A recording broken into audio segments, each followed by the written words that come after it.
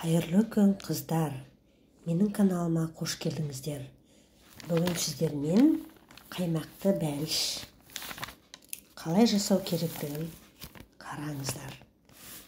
Менің рецептіме қарап жасаңыздар. Өте тәтті, дәмі сондай керемет, жұмсақ, жасалу жолы өте оңай. Лайк басуды ұмытпаңыздар. Бірінші ыдысымызға ұнымызды салдық, майымызды теркадан өткіздік. Майымыз үй температурасында тұр. Араластырамыз. Теркадан өткізгешін стружка сияқты болып. Жақсылап араластырамыз ұн мен маргаринді.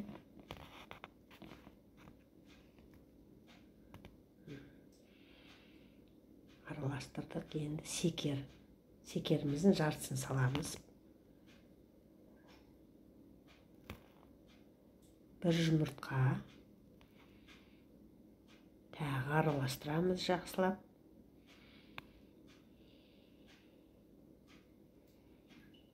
Енді бір қасық қопсытқышымызды саламыз. Яғни разрыхлитель.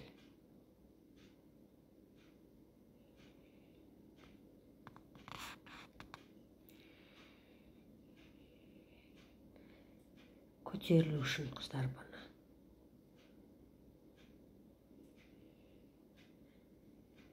Әзір тестіміз бәрін араластырдық. Тестіміз әзір. Енді начинкасын әзірлейміз. Жұмыртқамыз жардық.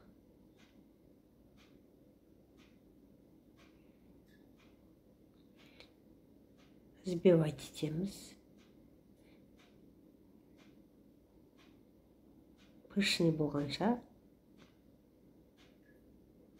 секерімізді салдық. Қалған секерімізді осы начинкамызға қостық.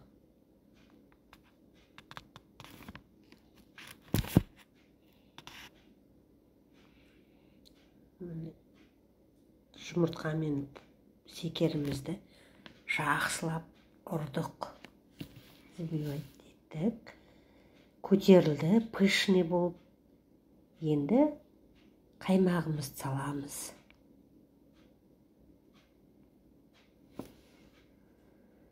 Қаймағымызды салып, араластырамыз. Сол қасықпен араластырсақ жарайды. Қаймақты араластырдық. Біздің начинкамыз әзір. Енді табамызға қағазды салдық.